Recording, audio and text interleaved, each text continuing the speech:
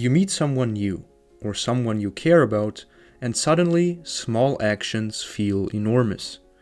A delayed reply, a pause in conversation, a look that seems different. Your chest tightens, your thoughts spiral. It's strange how minor signals can stir deep unease or longing inside us. And often, the root of those feelings isn't the other person. It's something older, something ingrained long before we understood it. The patterns of attachment. Attachment theory began with researchers observing children and the ways they sought comfort, security, and attention from their caregivers. Over time, they noticed recurring patterns. Some children were confident exploring the world. Others clung tightly, anxious of separation. Some retreated, keeping distance from those they relied on. A few seemed unsure, caught between approach and avoidance. These early tendencies don't vanish when we grow up. They become the invisible framework guiding how we connect, how we trust, and how we react in relationships. Understanding them can transform not just how we relate to others, but how we relate to ourselves. Imagine waiting for someone to reply to a simple message. Minutes stretch into hours. Your mind races through every possibility. Did I say something wrong? Are they upset? Will they stop caring?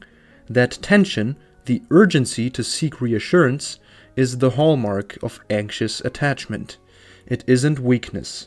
It's a mind conditioned to fear loss. Now imagine the opposite. Closeness triggers unease. You pull away, mask your feelings, convince yourself independence is safety. That's avoidant attachment. Connection feels risky, so distance feels easier, even if your heart secretly longs to stay close. Some of us experience both impulses, a desire for closeness shadowed by fear of being hurt. Their actions may appear inconsistent, sometimes drawn in, sometimes pushing away. This is disorganized attachment, often emerging from uncertainty or early experiences of unpredictability. Then there is secure attachment, calm, flexible, trusting.